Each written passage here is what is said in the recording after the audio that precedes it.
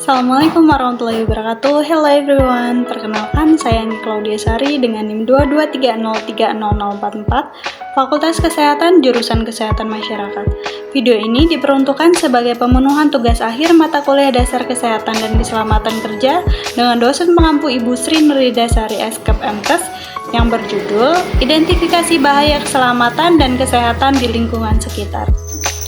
Nah, di sini saya telah menyajikan beberapa video mengenai identifikasi bahaya kesehatan ya teman-teman. Salah satunya seperti di video ini. Di sini bisa kita lihat bersama-sama bahwa terdapat bahaya dari kegiatan mengecas ya teman-teman. Nah, di sini untuk kabel charge-nya sendiri sudah ada yang terkelupas dan juga untuk stop kontaknya terlalu tinggi. Ini tidak aman ya teman-teman, bisa beresiko tersengat aliran listrik. Di sini saya merekomendasikan kepada teman-teman semua untuk menggunakan stop kontak yang aman. Dengan stop kontak ataupun extension yang memiliki kabel yang panjang, memudahkan kita untuk menempatkan chargernya. Atau kita juga bisa memasang holder HP untuk yang di dinding itu ya teman-teman. Lalu kita perlu mengganti charge atau kabel chargernya saja yang memang sudah perlu diganti supaya tidak membahayakan kita. Nah, setiap kali kita ingin menghubungkan charger ke stop kontak, pastikan tangan kita kering ya teman-teman, agar tidak tersengat listrik. Nah, yang kedua, ada bahaya dari setrika. Di video ini, kita bisa lihat bahwa kabel setrikanya sudah diganti dengan kabel lain dengan cara disambungkan ya teman-teman. Nah, resiko bahaya dari setrika ini adalah terjadinya konsleting listrik dan juga tersengat aliran listrik dari sambungan kabel yang terbuka. Ketika kita menyetrika, hendaknya kita lakukan secara perlahan ya teman-teman, agar tidak terkena panas dari setrika. Panas dari setrika ini bisa menyebabkan luka bakar. Jadi kita akan langsung merasakan sakit dan panas pada kulit yang terkena setrika. Lalu, jika teman-teman mengalami hal ini, segeralah mengalirkan air dingin selama kurang lebih 30 menit pada daerah yang terkena dan juga bisa mengoleskan salep ataupun obat lainnya. Nah, untuk itu saya merekomendasikan penggunaan setrika yang layak. Jika kabel setrika sudah rusak ataupun putus, kita bisa menggantinya dengan kabel baru yang memang khusus untuk setrika. Kita bisa membelinya di toko-toko elektronik ataupun toko-toko lainnya yang memang menyediakannya. Yang ketiga, ada bahaya dari handphone. Kita pasti memiliki handphone ya teman-teman. Terlepas dari banyaknya manfaat handphone di era sekarang ini, handphone juga memiliki beberapa resiko jika tidak digunakan dengan tepat.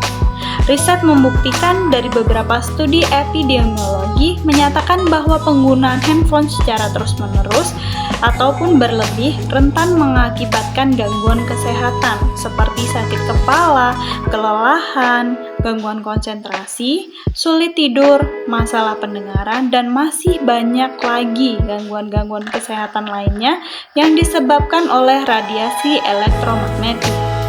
Nah, untuk mencegah bahaya-bahaya tersebut, maka kita bisa melakukan beberapa langkah seperti menyeting handphone ke mode offline ketika hendak tidur atau saat sudah tidak digunakan. Lalu, ketika menatap layar handphone terlalu lama atau dalam jarak yang dekat, akan sangat membahayakan kesehatan mata kita.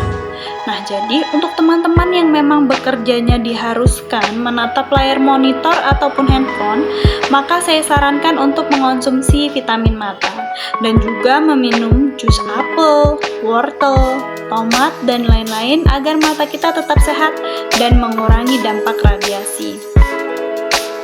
Lalu, mengurangi penggunaan handphone jika tidak diperlukan, seperti scroll-scroll TikTok, nonton Netflix berjam-jam, atau main game hingga lupa waktu. Karena handphone ini lebih banyak bergantung pada energi dari baterai untuk melakukan aktivitas email, koneksi internet, dan mendisplay warna. Yang terakhir, hindari menyimpan handphone di dekat bagian tubuh, seperti pada saku baju, saku celana, karena hal ini bisa mempengaruhi terkenanya paparan radiasi. Dan untuk anak-anak, saya sarankan penggunaan handphone harus dalam pengawasan orang tua. Yang keempat, resiko memelihara anak bulu atau anak bulu untuk kesehatan. Di sini saya mencontohkan ketika kita memiliki anabul atau kucing peliharaan. Biasanya orang-orang tertarik untuk memiliki hewan peliharaan dikarenakan mereka menggemaskan untuk dijadikan teman ataupun sahabat terbaik. Hewan peliharaan menjadi sumber kenyamanan dan relaksasi. Kemampuan inilah yang menjadikan sebagian besar hewan peliharaan kita sebagai sahabat terbaik. Para ahli telah membuktikan bahwa kehadiran hewan peliharaan dapat membantu individu untuk mengurangi depresi dan kecemasan. Terlepas dari beberapa manfaat, jika kita ingin memiliki anak atau hewan peliharaan, maka kita juga harus memperhatikan resiko-resiko yang akan terjadi, seperti terkena alergi bulu anabul, tertular penyakit dari anabulnya, dan juga resiko-resiko lainnya. Nah, di sini saya jelaskan beberapa rekomendasi untuk pencegahan resiko-resiko tersebut. Yang pertama, pencegahan toksoplasmosis. Toksoplasmosis ini merupakan salah satu bahaya yang disebabkan kucing. Hal ini diakibatkan oleh parasit Toxoplasma gondii yang terdapat pada kotoran kucing yang sudah terinfeksi dan dapat menular kepada manusia. Telur Toxoplasma mampu bertahan hidup setahun di tanah.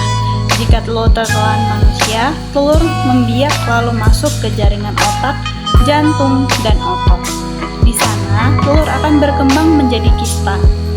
Jadi kita perlu menyediakan media pasir khusus untuk BAK atau buang air kecil, buang air besar anabul kita.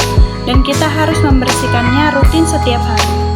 Kita juga bisa menyemprotkan cairan antivirus dan antibakteri ke pasirnya. Lalu ada bahaya penyakit rabies. Penyakit ini sangat berbahaya dan mengerikan ya teman-teman, mengingat bahwa penyakit ini bisa menyebabkan kematian pada manusia yang tertular. Nah, kucing juga bisa menularkan penyakit ini.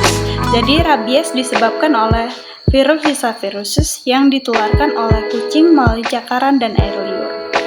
Pencegahannya dengan cara kucing harus divaksinasi secara teratur sesuai dengan jadwal yang ditentukan oleh dokter hewan. Lalu menghindari kontak dengan hewan liar. Karena kucing yang tinggal di luar rumah rentan terhadap kontak dengan hewan liar yang mungkin terinfeksi rabies. Anabul harus mendapatkan imunisasi, memandikannya secara teratur, membersihkan, dan memberikan makanan yang layak dan nutrisi yang cukup, agar anabul tidak mudah terjangkit penyakit. Yang kelima, resiko tertusuk jarum pentul. Bagi sebagian orang, jarum pentul memiliki peran yang penting, terlebih lagi untuk wanita muslim ataupun sebagian desainer baju atau penjahit dan lain-lain. Luka tertusuk jarum pentul memiliki kemungkinan kecil menyebabkan tetanus, tetapi tetap berpotensi menyebabkan tetanus, terutama jika jarum tersebut kotor. Apabila jika kita terkena jarum pentul yang berkarat atau kotor, maka segeralah cuci luka dengan air yang mengalir dan sabun. Bila memungkinkan, keluarkan darah dari luka dan segera tutup dengan kasa steril, tapi jangan menghisapnya dengan mulut. Saya merekomendasikan untuk menggunakan jarum pentul yang bersih dan tidak berkarat, lalu gunakan secara hati-hati agar tidak tertusuk dan juga sediakan tempat khusus untuk jarum pentul. Saya Rabi J, melaporkan dari bulan ke bumi. Semoga berjumpa lagi. Di mana ada bahaya, di situ ada saya.